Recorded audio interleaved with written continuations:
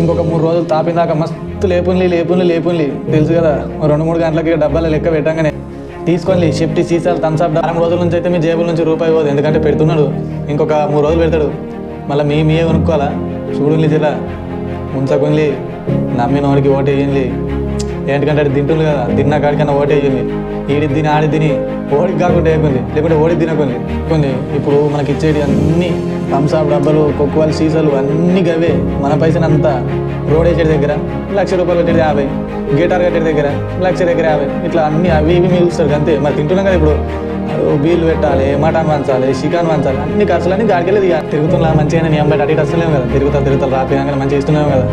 2 కాడికి 3 కాడికి ఇస్తావు, 3 రోజులు మంచిగా తిరుగుతారు. లాస్ట్కు వేసేటప్పుడు బ్యాలెట్ బాక్స్లో దెబ్బ పడుతుంది, చూసుకో. ఇదే 4-5 నిలబడతాడు, ఒక్కడేస్తాడు, 4 బుగ్గలు పట్టుమని మళ్ళీపోతాయి. అది నీదేనేమో చూసుకోమని ఆమె అవుతుంది కదా, నమ్మిన పేరు 10 పెట్టింది అన్నట్టు. నీది గట్టనే అవుతుంది, నమ్మకో, డేంజర్.